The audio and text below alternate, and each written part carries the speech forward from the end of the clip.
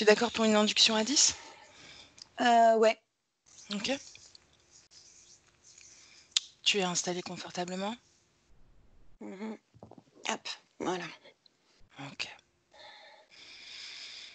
Alors tu prends une grande respiration. Et à travers cette respiration, tu sens le mouvement énergétique de ton corps, des pieds à la tête.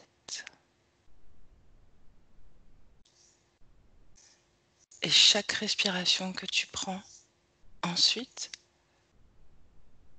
tu sens le même mouvement. Et déjà, tu te détends. Et je vais compter à l'envers, de 10 à 1. Et à chaque palier du décompte, tu sentiras ton corps lourd. 10,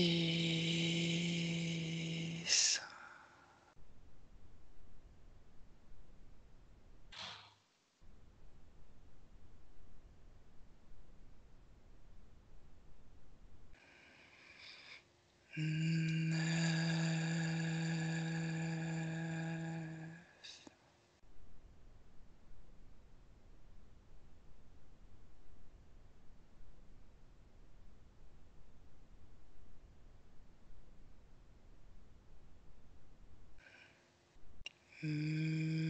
huit.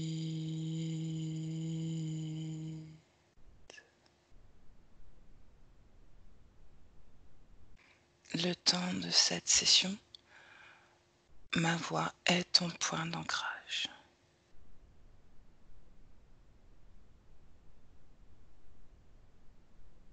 7.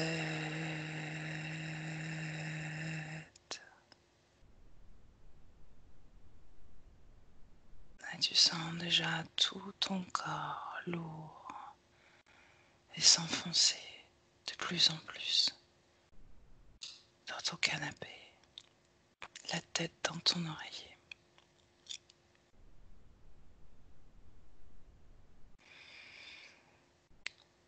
6.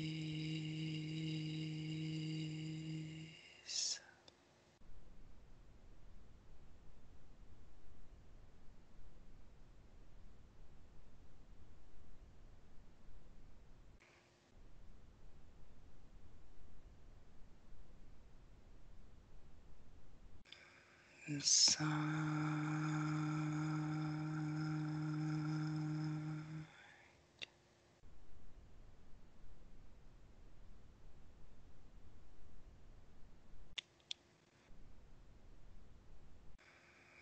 4.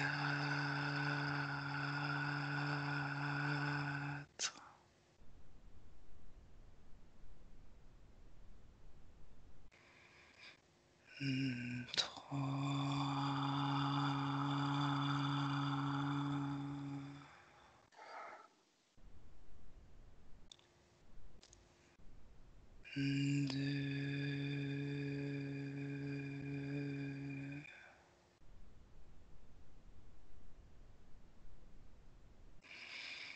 Et 1.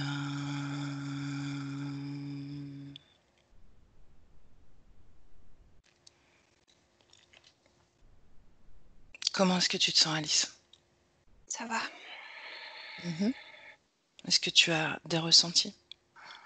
Je suis en train de me balader là, en fait, D'accord. ils sont partout. Il y a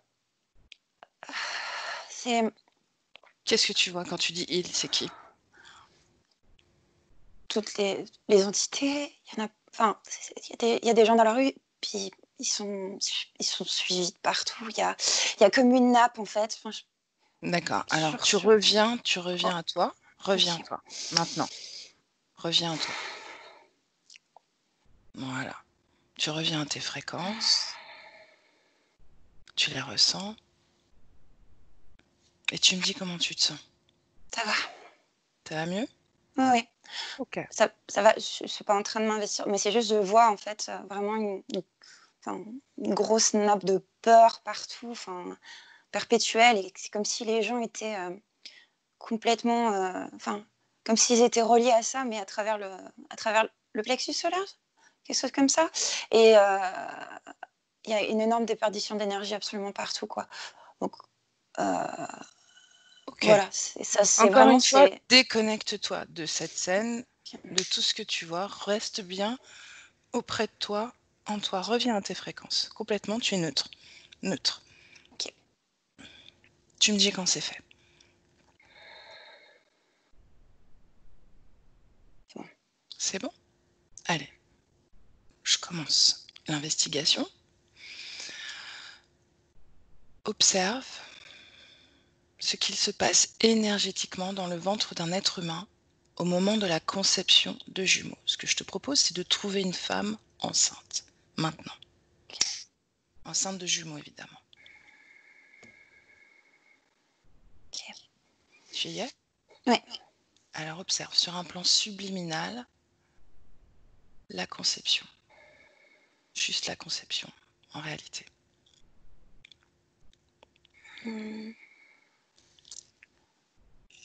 Comme s'il y avait deux chocs d'énergie qui se propulsaient Mhm. au moment pile au moment de la fécondation, hein, au moment où le spermatozoïde rentre dans l'ovule. C'est deux énergies qui se heurtent et qui après, c'est comme si elles s'entortillaient un peu comme ça. Ça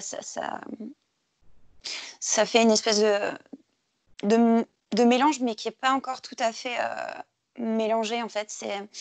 Ça vient petit à petit. Donc au début, il y a un heurt, et puis après, après ça ressemble à un brin d'ADN, en fait, mais pas en termes de brin d'ADN. C'est vraiment une histoire énergétique, pour le coup, quoi. C'est... et... Confirme que ce soit bien la conception de jumeaux que tu observes. mm, mm, mm, mm, mm. D'accord. Après, là, c'est le cas, c'est des homozygotes, hein, c'est pas des hétérozygotes. Mhm. Alors, au moment où, pareil, ça se sépare, tu as comme une séparation de l'énergie en deux aussi, j'ai envie de dire. Comme si c'était une sorte d'âme qui se séparait en deux.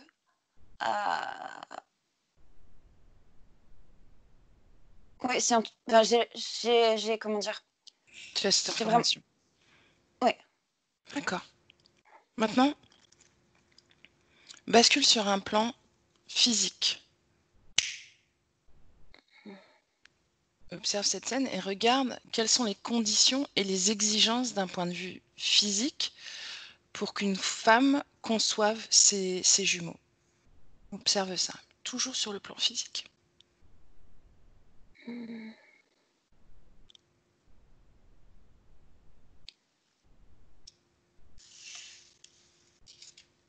Je dirais une disposition particulière du corps. Une disposition, tu dis? Oui, qui se met dans un état assez particulier. C'est comme si le corps avait un programme Mhm. en lui pour créer en fait comment dire, cet ovule qui va se scinder en deux. Enfin,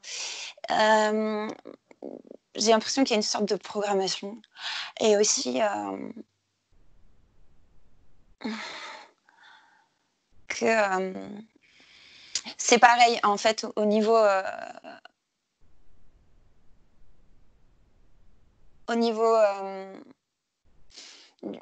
spermatozoïde, etc. C'est pas fait au hasard du tout. C'est vraiment une histoire de programmation. Enfin, enfin, au niveau du corps, en tout cas, c'est ce que je vois. Ok, très bien. Voilà. Maintenant, la même chose, mais sur un plan éthérique. Regarde. Toujours une histoire de programme. C'est le mot qui me revient tout le temps. Comme si c'était pour scinder une énergie en deux. Mhm. Voilà. Et j'ai vraiment cette sensation-là. C'est-à-dire que c'est pas très cool pour les jumeaux, mais c'est comme si c'était une énergie qui était vraiment scindée en deux. Et après, il y a cette transmission d'énergie après au fur et à mesure que l'embryon se développe. Enfin, les embryons du coup, mais ils se partagent des moitiés de vie antérieure. D'accord. Chacun l'un face à l'autre. Voilà. Ok, très bien. Mm. Maintenant, regarde, toujours d'un point de vue subliminal, éthérique, d'accord? Tu restes sur ce plan. Mhm. Quel est l'impact sur la gémellité peuvent avoir les conditions justement subliminales d'abord? Regarde. Regarde. Quel impact sur cette gémellité? Gémellité, pardon.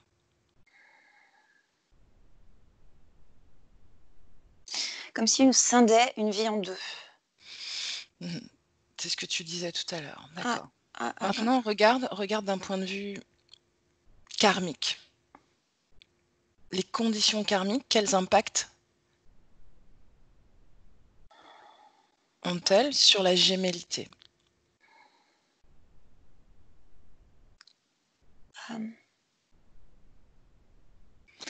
Toujours une histoire de programme où la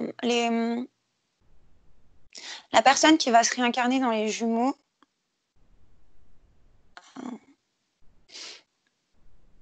pourquoi se punir elle-même? C'est bizarre, je comprends pas. Enfin, c'est plus une histoire de mise à l'épreuve, d'apprendre à vivre scindé en deux.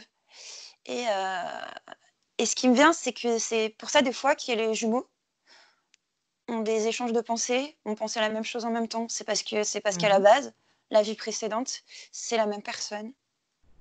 D'accord. Mais ils sont quand même différents. Enfin, c'est assez étrange. Mhm. Et là, j'arrive pas à savoir d'où vient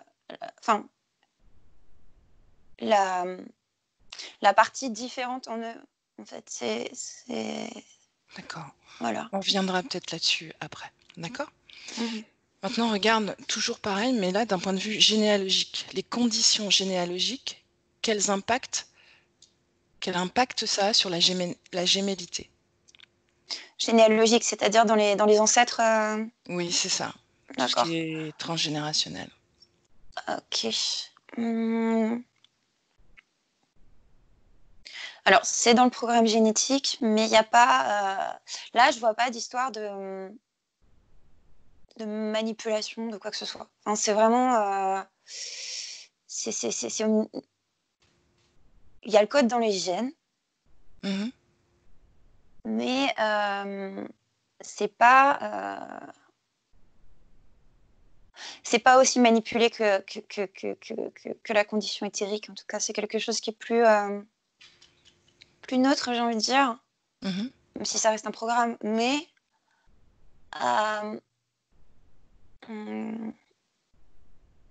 c'est quand même de famille. Puis si je remonte là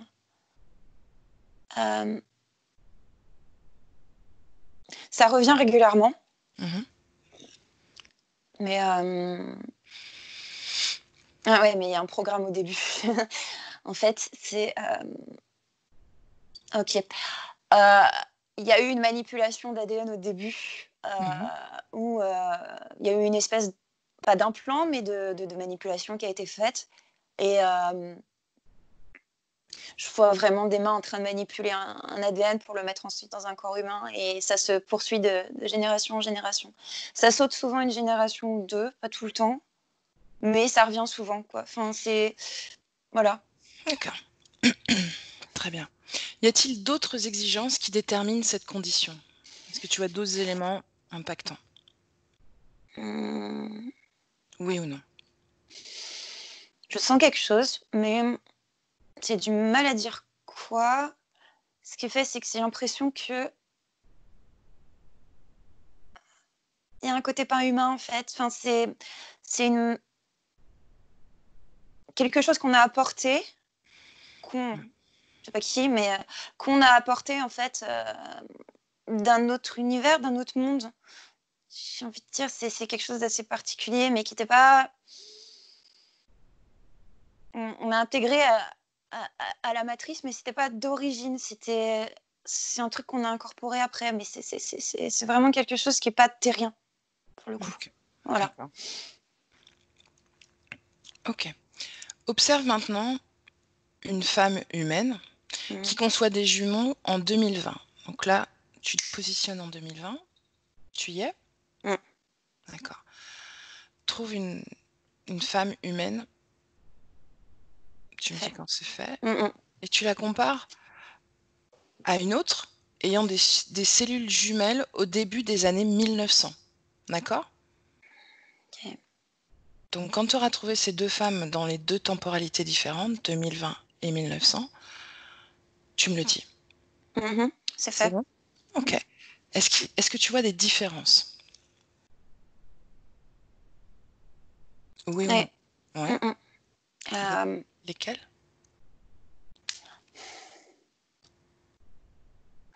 C'est beaucoup plus apaisant en 1900. 2020, il y a tout en lien avec la situation actuelle.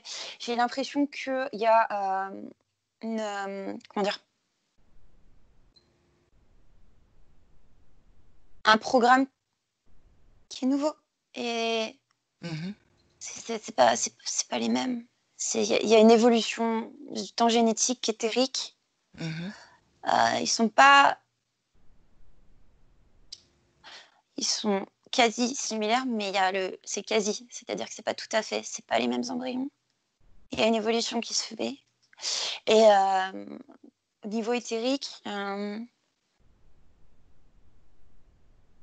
les jumeaux de 2020 sont plus programmés à être dociles que les jumeaux de 1900. Ce que je vois en tout cas. Ils accepteront beaucoup plus les choses, seront beaucoup plus dociles. 1900, non, c'est la. Ok, Voilà. très bien. Regarde, déconnecte-toi de ces deux femmes d'ailleurs. D'accord? C'est fait? Ok. Est-ce que l'humanité a toujours produit des jumeaux? Oui ou non? Oui. D'accord. Regarde la cause ésotérique s'il y en a une.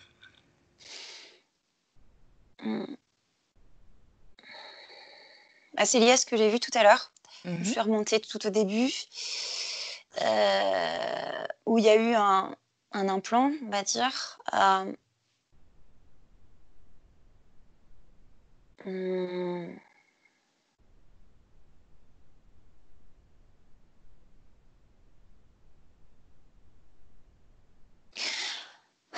C'est une histoire de variation de système fréquentiel. Ce sont les mots qui me viennent pour influencer sur une déperdition d'énergie. C'est bizarre. Voilà, c'est vraiment quelque chose qu'on va incorporer pour jouer avec. C'est une histoire de jeu encore. C'est pour jouer avec les énergies, voir ce que ça fait. C'est un petit peu comme un test en laboratoire. Voilà. Des rats de laboratoire. C'est un peu ça. D'accord. Ok. Observe maintenant les différents types de jumeaux dizygotes, monozygotes, siamois et les très rares jumeaux semi-identiques. Y a-t-il des différences d'un point de vue subliminal? Semi-identiques, c'est les homozygotes, c'est ça? Te pose pas de questions. Prends les informations, reviens pas à ton mental, D'accord. prends l'information. Dizygote, monozygote, siamois. Okay. Alors, les dizygotes, il n'y a pas de. Enfin, c'est deux énergies. Mais Mais pareil, c'est de nouveau une programmation pour qu'il y ait 2 ovules qui soient sortis en même temps. Mhm. Mais c'est 2 énergies. Les homozygotes, non, c'est une énergie scindée en 2. Et alors les siamois, c'est une énergie qui n'est pas tout à fait scindée en 2. J'ai l'image de siamois reliée par la tête en particulier. Mhm. Il y a toujours la circulation de l'énergie. C'est comme si c'était une seule et même énergie. C'est la même chose. Mais voilà, c'est-à-dire que les siamois, c'est la même énergie. Les dizygotes, c'est pas la même. C'est 2 énergies distinctes. Mhm. C'est pour ça qu'ils se ressemblent pas d'ailleurs. Mais là, ouais. Mais ce qui est vrai, c'est les siamois, c'est vraiment l'énergie qui a pas réussi à être scindée. C'est comme s'ils avaient refusé, en fait, qu'il y avait davantage de volonté de leur part de pas vouloir scinder les énergies. Les homozygotes, ils se sont monozygotes, ils sont, comment dire, c'est comme si l'énergie ils avaient accepté, en fait, cette Mhm. scission. C'est lié aussi, j'ai envie de dire, siamois.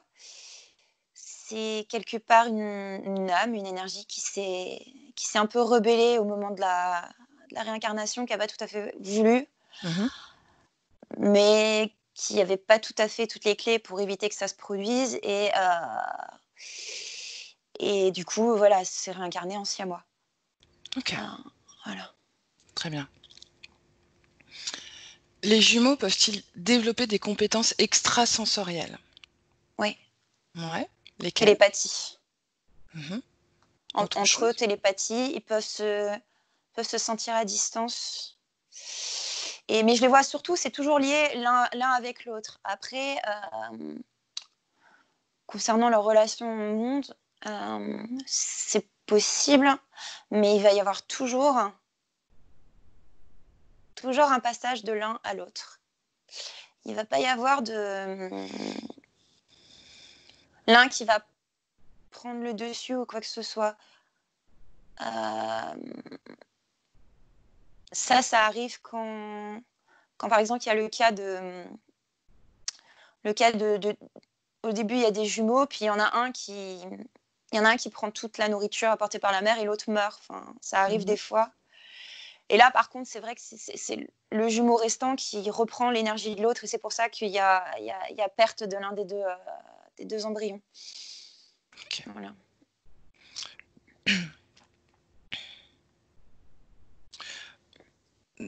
Alors, attends, excuse-moi, j'ai perdu une question.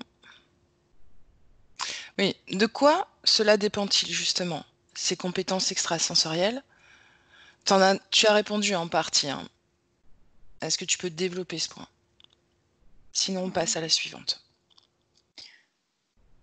Non, c'est toujours vraiment Mhm. une transmutation d'énergie, parce que c'est la même énergie, tout simplement. Ok, très bien. Y a-t-il une connexion télépathique subliminale entre les jumeaux? Tu as aussi à peu près répondu. Est-ce que tu as d'autres informations?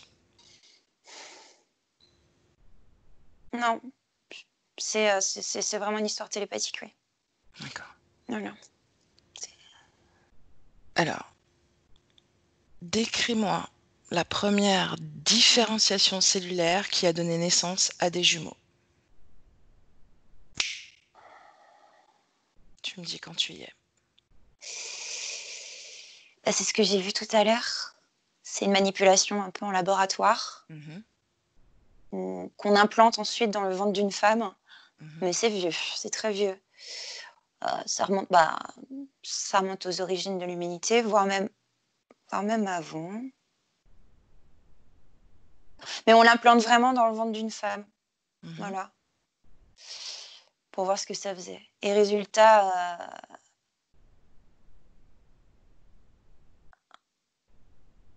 elle comprend pas ce qui lui arrive d'ailleurs. C'est assez terrible. Euh, Ouais, non, ils ont voulu observer, voir ce qui se passait.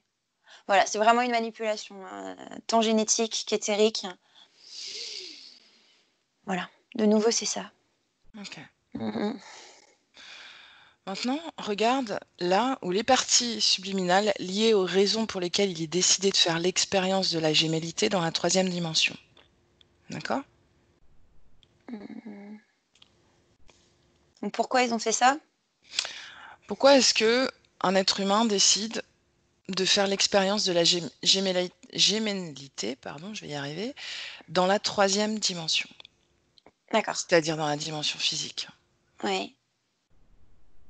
Au moment de la réincarnation, par exemple? À n'importe quel moment, c'est-à-dire les raisons qui poussent à faire cette expérience. Pour un être humain, que ce soit pour les,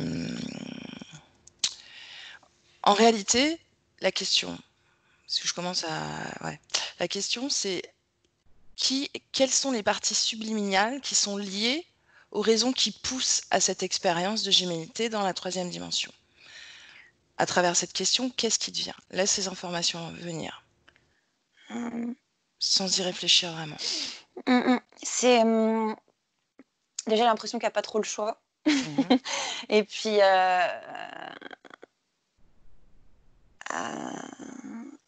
OK, c'est quelqu'un qui, peut-être éventuellement, voulait trouver une âme sœur, puis Mmh. l'a pas trouvée et veut faire l'expérience de pouvoir se sentir, autre avec quelqu'un, trouver un alter ego, voilà.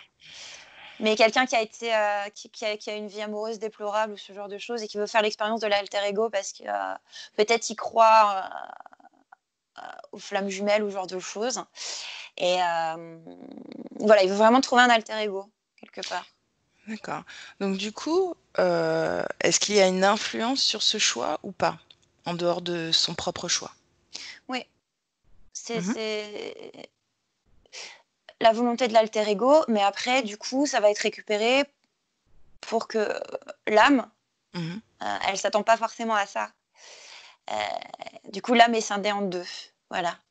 Mmh. On va la forcer à se réincarner en 2 parce que son souhait, c'était d'être 2, trouver un autre soi. Mmh. OK. Voilà. Mmh. Quels sont les impacts pour l'âme justement d'être scindée en 2 comme ça dans sa vie physique, dans son incarnation? Mmh. Plus facile à interférer encore après Pour quelle et raison? parce que moins d'énergie à elle, Ouais. donc forcément beaucoup plus d'interférences tout autour et les implants, il y en a partout, partout, partout. C'est et puis c'est surtout le cas en 2020, j'ai envie de dire 1900 moins, mais là 2020, il va y avoir pas mal de jumeaux à venir, je pense, parce que justement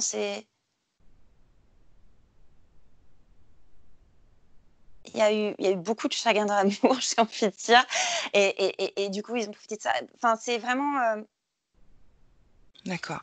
Quel est l'objectif pour ces interférences justement de profiter de d'une âme scindée en 2 comme tu dis? Quel est l'intérêt? Regarde. c'est plus facile à c'est plus facile à vider d'énergie, plus facile de s'en nourrir. Pourquoi? Parce qu'elle est scindée en 2, donc elle est qu'à 50 de ses capacités énergétiques, pour le coup. Confirme cette Voilà. information. Tu sais, tu vas prendre de la hauteur sur la Terre, sur la planète, Ouais. et tous les jumeaux, sur Terre que tu peux identifier vont s'allumer comme des petites loupiottes, d'accord? Mmh. Et voilà. Et instantanément, tu vas recouper les informations au sujet de leur énergie et de la capacité énergétique qu'ils ont par rapport à quelqu'un qui n'est pas jumeau. OK. Ils sont reliés Mmh. à une espèce de vaisseau où Tous? vraiment ça fait des fils comme ça c'est une ah, c'est une race différente. C'est-à-dire que c'est pas la même race qui va interférer, par rapport, enfin la race, comment dire? Interférente. Mmh. C'est pas la même qui interfère les jumeaux que celle qui interfère les humains, on va dire, pas jumeaux. Voilà.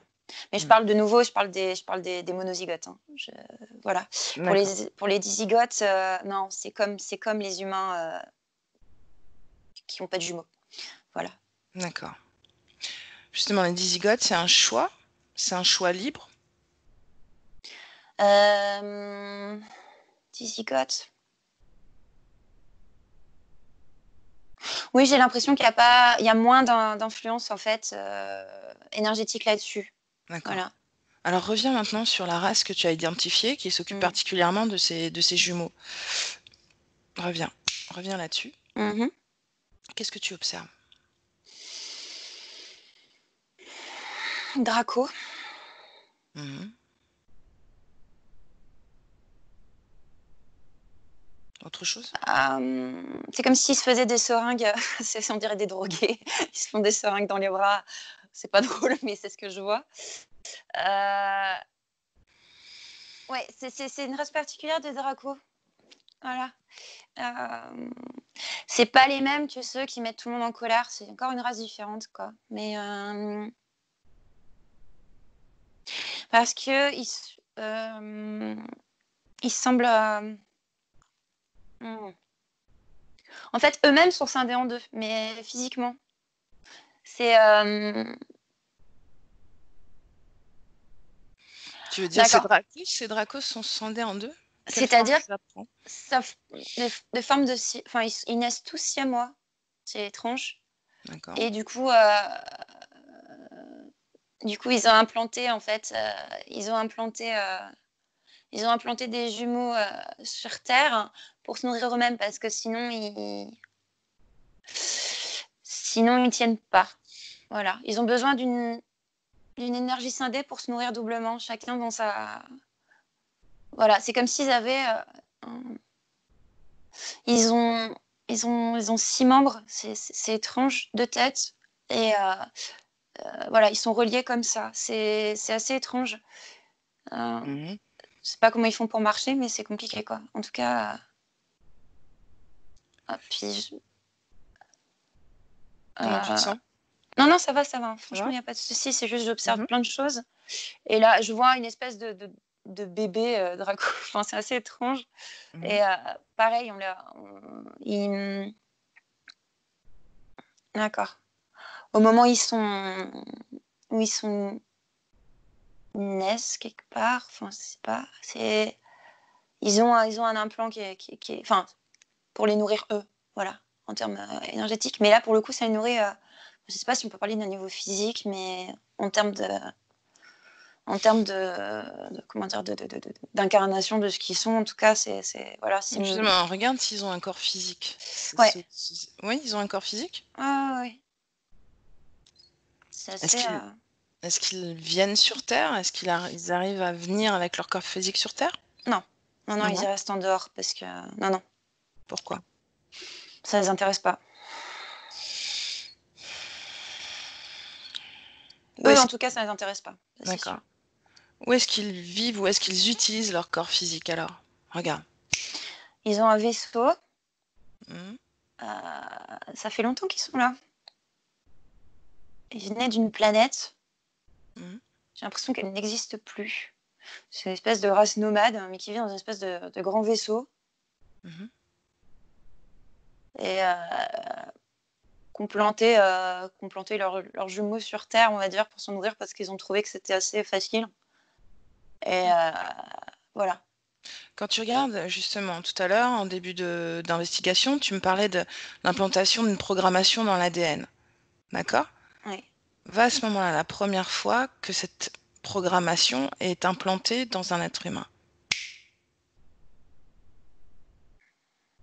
Alors, c'est fait au niveau énergétique. Mhm. C'est eux ils savent maîtriser les énergies, ils les voient, il n'y a pas de souci.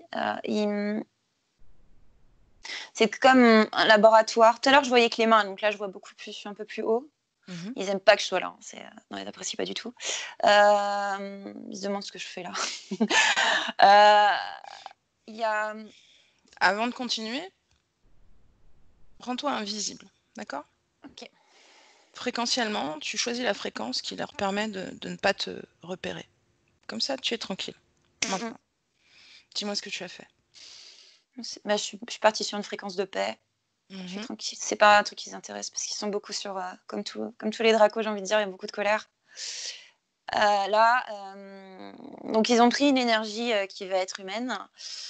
Ils sont beaucoup tout autour et elle lui incorpore un code. Voilà. Regarde ce code. D'où il prend son origine? Est-ce que tu vois des similitudes avec ce qui est contenu comme code, s'il y a un code qui est contenu dans ces groupes-là, dans l'ADN, dans la génétique de ce groupe? C'est une partie de leur génétique. C'est un ADN qui n'est pas humain.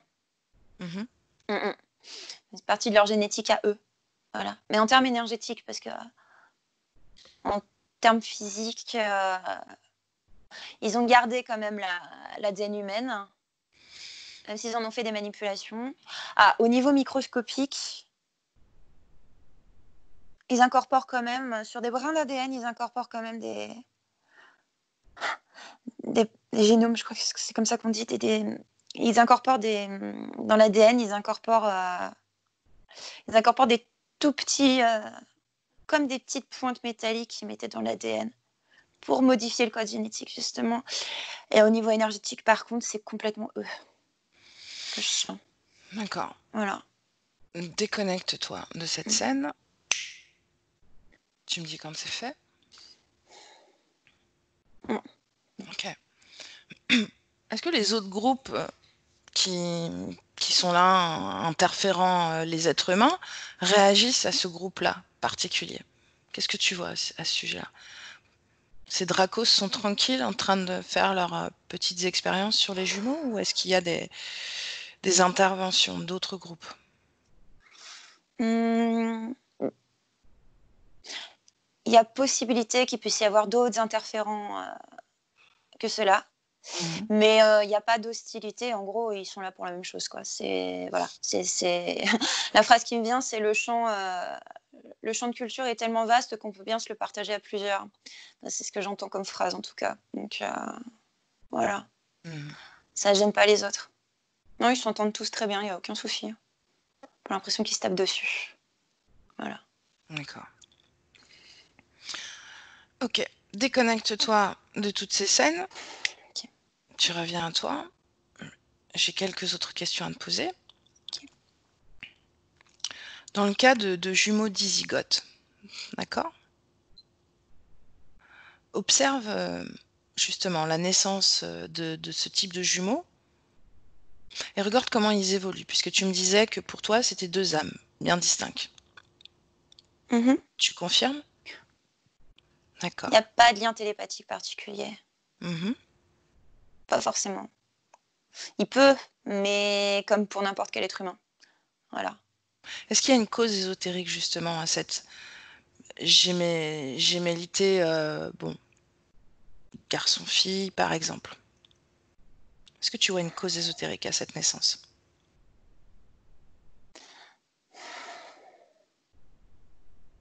Comme si c'était des frères et sœurs Tout qui simplement. étaient très liés, en fait, dans les vies précédentes. Mhm. Et Dans- il y a des cas d'inceste aussi. Enfin, c'est assez. C'était des frères et sœurs, en tout cas, très liés. Pour deux frères, alors frères-sœurs, Mhm. pour deux frères qui seraient dizygotes, ça peut être deux amis aussi. Ou alors des gens très proches, qui ont pu être très, très amis.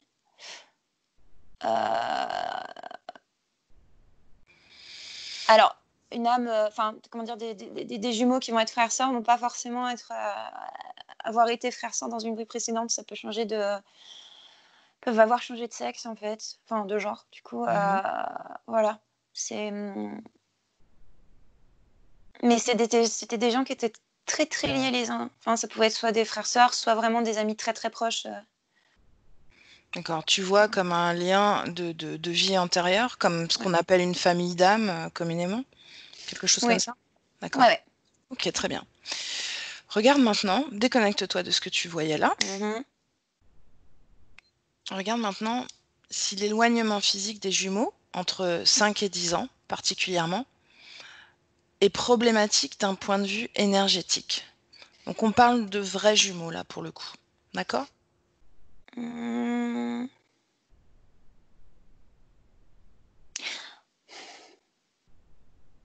ça fait comme si filament de chewing-gum un peu. Enfin, ils sont.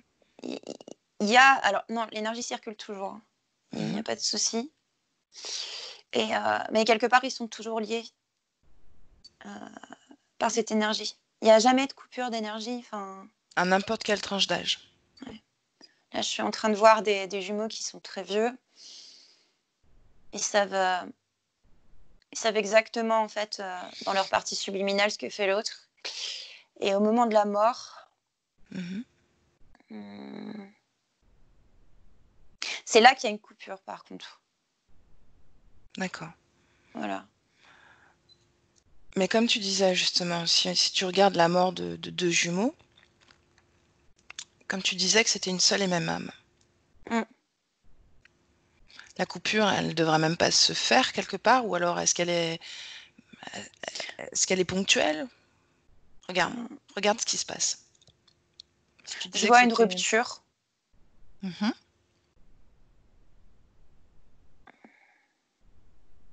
Après, mais quelque part, il y a toujours un ressenti, mais il y a une rupture. Et après, par contre, quand les deux sont morts,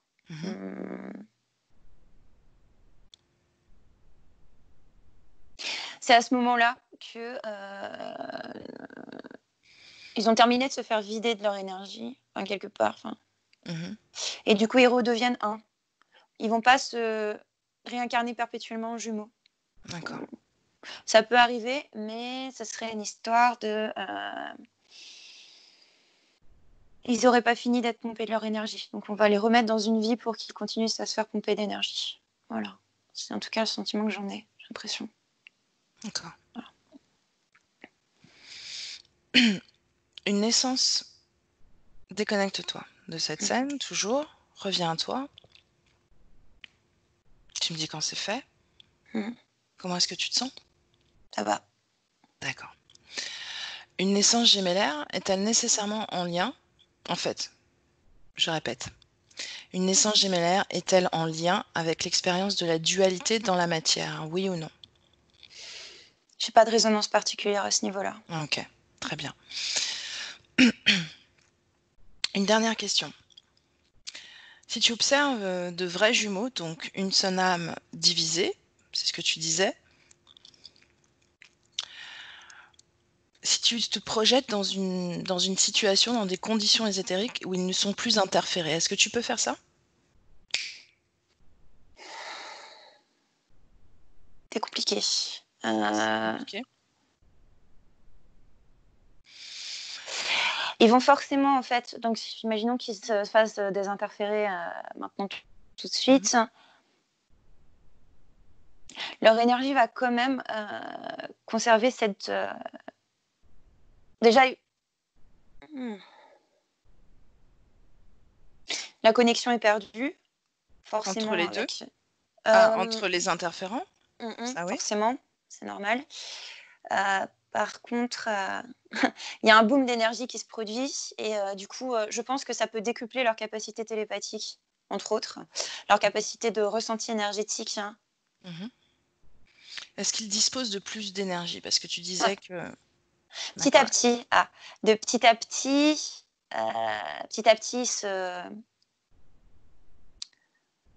en fait, ils arrivent à se... Comme les lézards, quand on leur coupe une patte et ça repousse. Là, c'est en fait, ça va être deux âmes qui vont, enfin une âme qui va réussir à se reconstruire d'un côté comme de l'autre. Il y a toujours un échange quelque part parce que c'est toujours la même âme de base, mais ils arrivent à se reconstruire. Donc le lien est toujours là, mais c'est plus le même. Enfin, voilà, ils arrivent à s'individualiser quelque part? Ouais, c'est ça. Ok. Voilà. Une dernière question encore. Quand tu parlais de cette évolution de 1900 à 2020 de l'ADN, déconnecte-toi d'ailleurs de cette désinterférence momentanée de deux jumeaux là. Reviens à toi. C'est fait? Ok. Comment est-ce que tu te sens? Très bien. D'accord. Donc, quand on revient sur l'évolution des jumeaux de 1900 à 2020, d'accord? Tu disais qu'en 2020, les enfants étaient de type comme plus malléable. Est-ce que c'est Ouais. bien ça? Mm. Ok. Est-ce que c'est valable essentiellement pour les jumeaux ou est-ce que c'est valable pour tous les enfants de la Terre? Regarde, observe ça. Tous. Ok. Alice, Mm. prête pour revenir? Mhm. Allez, je compte de 1 à 3. Et à 3, tu seras complètement revenu dans ta chambre. Les bruits déjà qui t'environnent te font revenir même dans ta chambre. Et je compte déjà. À 1, tu te déconnectes.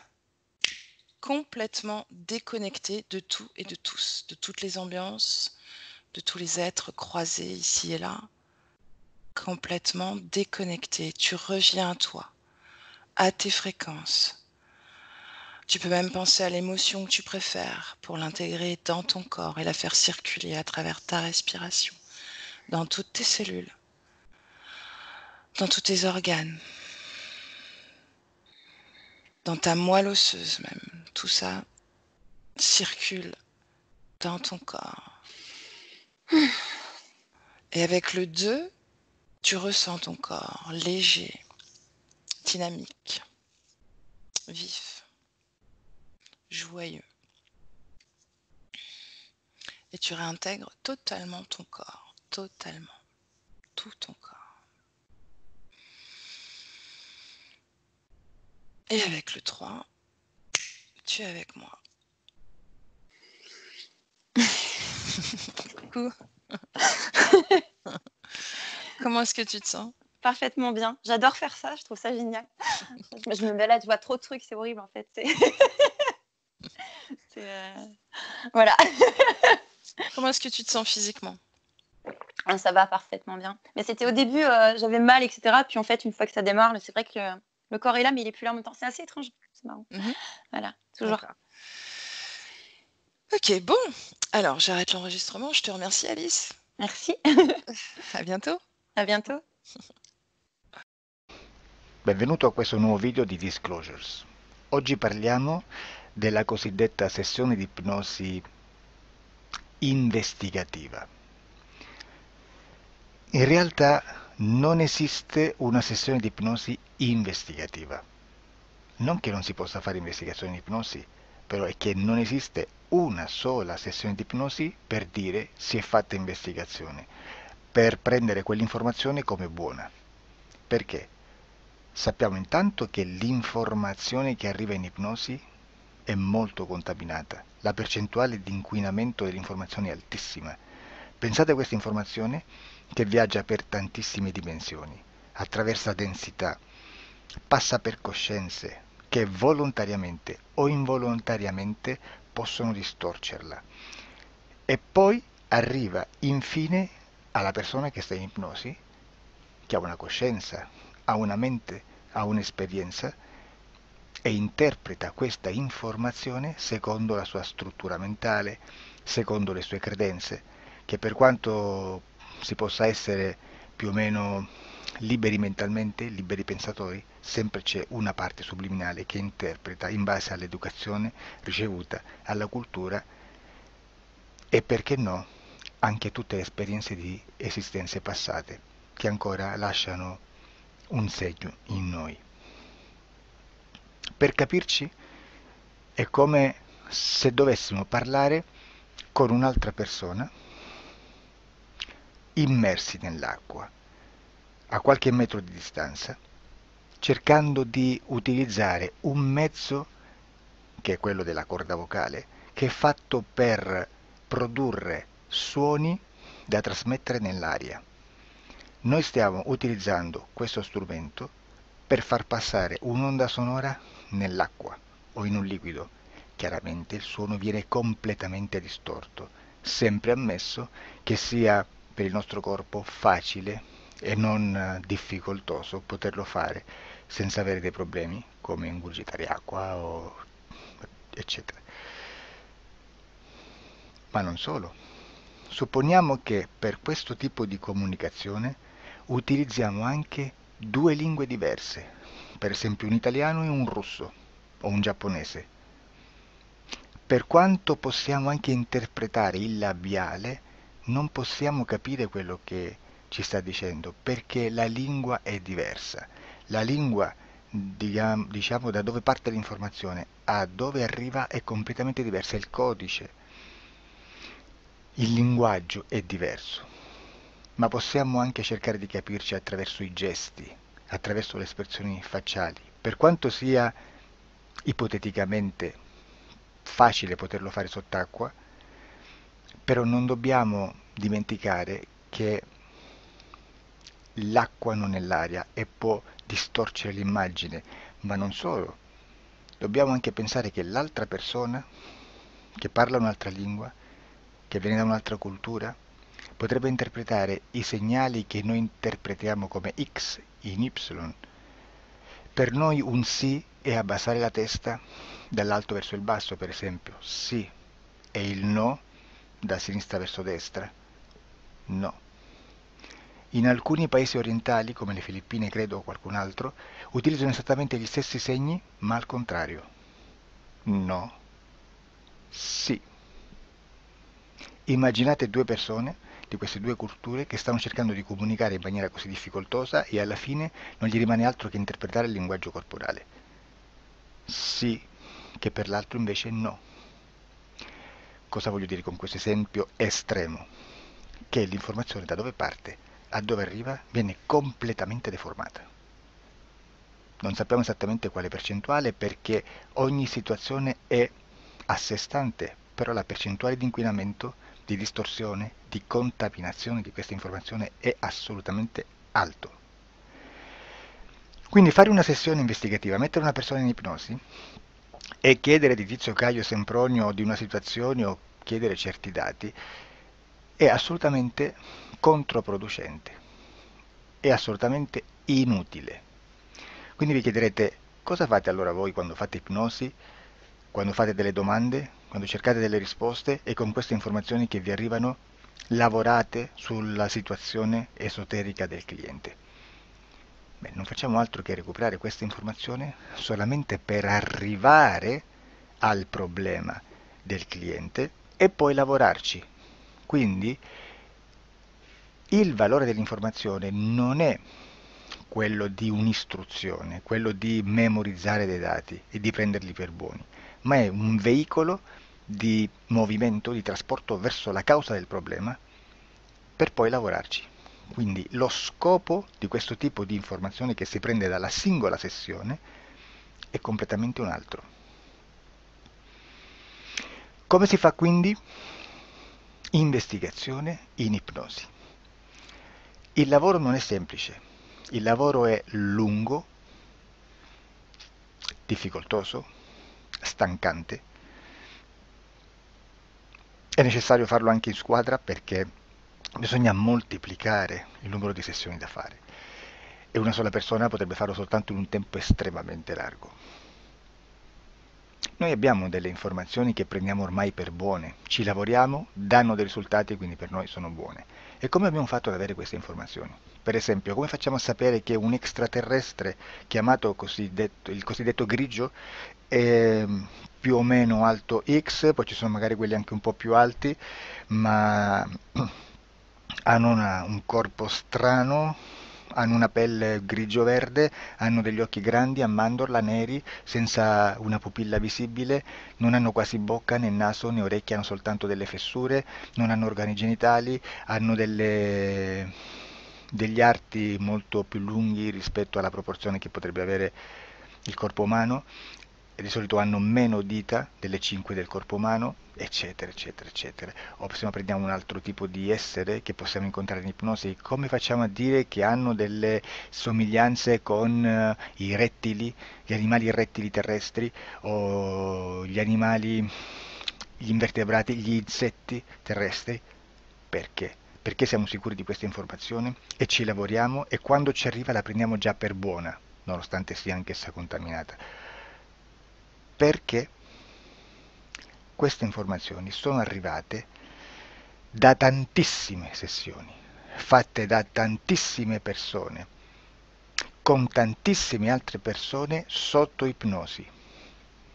e che nel contesto di tutto il lavoro gli uni non sapevano degli altri. Questo dato può essere più o meno rilevante, sempre c'è contaminazione e quindi possiamo prendere per buono anche un gruppo di lavoro dove l'uno possa sapere dell'altro.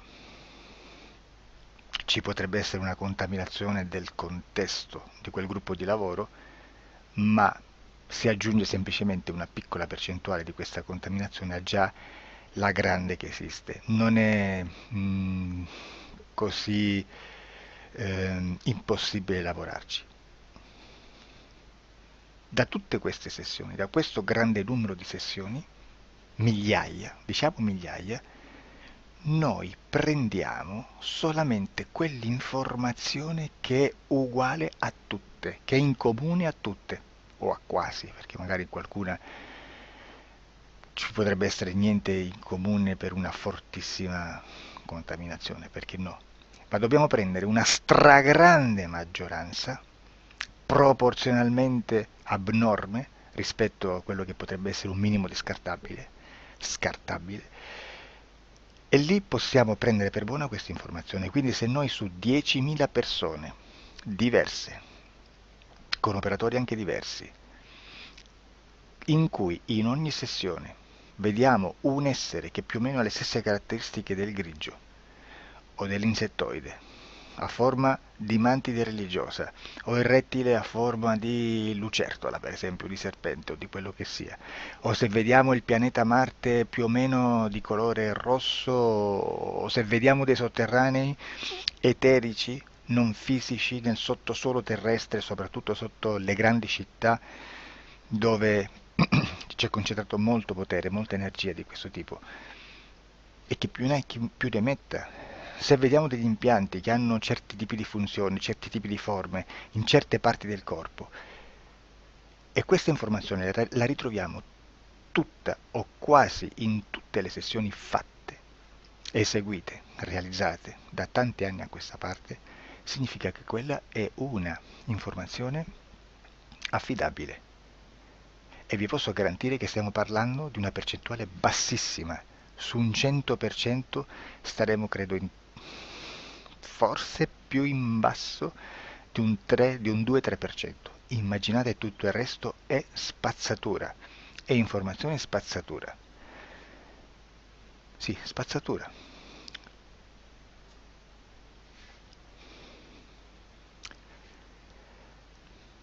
C'è anche un'altra cosa da dire.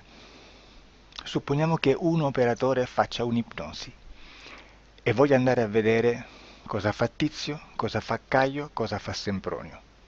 Arrivano delle informazioni e si dice che Tizio è biondo, Caio è zoppo e Sempronio è uno sportivo. Intanto già abbiamo detto che una sessione soltanto non serve, d'accordo? Ma poi c'è da dire che una coscienza, un essere, in ambiente subliminale, la sua parte subliminale potrebbe non dare autorizzazione a questa fuoriuscita di informazioni. Mi potreste dire, e allora tu quando chiedi agli esseri cosa fanno, cosa non fanno? Beh, intanto la prendo sempre con le pinze perché abbiamo sempre detto che tutto è molto contaminato e mi serve solo per dirigermi da una parte. Ma c'è anche da dire che se un essere interferisce con l'altro, ha aperto un canale di comunicazione a cui non può ovviare, a meno che non lo recida, non lo annulli. Quindi quando io faccio la domanda a un essere, se lo faccio attraverso l'interferito, mi arriva l'informazione per un canale aperto che sottostà alla volontà dell'interferito. Sulla volontà dell'interferito parleremo in un prossimo video disclosures. Però, se io voglio fare un'investigazione sopra Tizio, Caio e Sempronio che non hanno nessun collegamento, nessuna interazione e nessuna interferenza con il soggetto con cui io sto realizzando l'ipnosi, non è detto che mi arrivi questa informazione. Assolutamente. Potrebbe esserci completamente un muro. Come potrebbe esserci informazioni perché quell'altra parte potrebbe autorizzare comunque, ma non è detto. E comunque quando ci arrivano informazioni, in una situazione di non interferenza o non interazione, non possiamo sapere esattamente se sono informazioni che ha autorizzato la parte subliminale dell'altra persona o dell'altro essere, o qualche altro essere, qualche altra entità furba, approfitta della situazione, osserva quello che sta succedendo, si mette in mezzo, si fa passare per l'altro e dà informazioni, ovviamente distorte, prima perché non è detto che debba conoscerle, e anche se fosse potrebbe manipolarle a sua volontà e a suo vantaggio. E quindi immaginate che situazione ridicola ci si viene a trovare, in quale situazione ridicola ci si viene a trovare in questi casi. Da qui si vede quando un operatore riesce a utilizzare l'informazione in ipnosi come per lavorare su un soggetto. Da qui l'osservatore attento delle sessioni di ipnosi riesce a capire se quell'ipnosi è un'ipnosi affidabile, un'ipnosi con un livello di informazione certa, con una alta percentuale di informazione certa. Non vi nascondo che in futuro potrei anche impostare un lavoro per decifrare che livello di certezza di informazione c'è in un'ipnosi, analizzandola e spiegando il perché, spiegando i meccanismi di analisi di un'informazione in ipnosi, che poi anche è molto istintivo. Supponiamo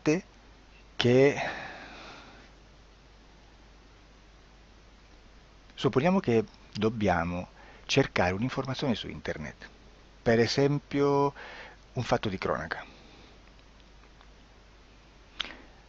Voi preferite mettervi su un sito ufficiale? A caso. L'ANSA in Italia,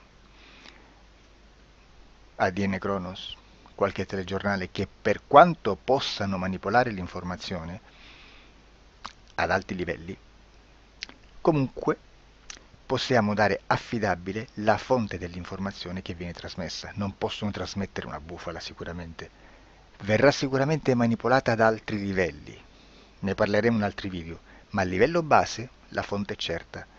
Sicuramente non andrete a cercare questa informazione sul primo sito, il primo blog che vi passa davanti e magari ha 4 followers. Perché? Perché non vi dà nessuna garanzia della certezza della fonte. Non c'è un controllo né nella struttura interna di questa agenzia di informazione e né dal grande pubblico, che per la quantità di persone che attingono quell'informazione si può dedurre se l'informazione è certa o meno, perché è un'informazione che passa in un pubblico così vasto che se ci dovesse essere una distorsione con la realtà è molto probabile che venga fuori. Credo che abbia detto quasi tutto sulle sessioni investigative. Prima di chiudere aggiungo che proprio per questo stiamo conducendo dei cicli di investigazione in ipnosi regressiva che comprendono tante sessioni con persone diverse, con una buona o eccellente suscettibilità ipnotica sicuramente, per poter indagare su spazi ristretti su alcuni temi. Perché dico spazi ristretti? Perché se andiamo a prendere eventi grandi nel tempo, nello spazio, storici, parlare di qualcosa di molto generico implica una quantità di sessioni abnorme. Immaginate se dovessimo fare una sessione investigativa sui buchi neri, quanta informazione ci sarebbe e quante informazioni da filtrare. Sarebbe quasi impossibile farlo in questa maniera. Ma se noi riduciamo lo spazio di investigazione, se noi prendiamo per esempio, investighiamo sulla pedofilia nella Chiesa Cattolica, ecco, se già restringiamo il campo d'azione, è molto più facile che possiamo attingere informazioni affidabili, presuntamente affidabili, con un numero di sessioni sicuramente alte, ma ridotte rispetto ad altri tipi di sessioni molto più generiche, su temi molto più generici. Quindi per fare anche delle investigazioni su temi molto generici bisogna suddividerli in temi, in dettagli, per poi alla fine, quando tutta l'informazione è stata filtrata ed è stata dedotta l'informazione comune, si possono mettere insieme per cominciare a costruire il quadro, mettere insieme tutti i puzzles. Questo è il vero senso dell'informazione in ipnosi, quando si fa ipnosi investigativa. La sessione per risolvere una problematica, un problema, con una presunta origine esoterica di un cliente, di una persona, è un'altra cosa, sono altri metodi, altre tecniche e l'informazione si usa in un'altra maniera, ha un altro scopo. Grazie, ci vediamo al prossimo video. Disclosure. Ciao.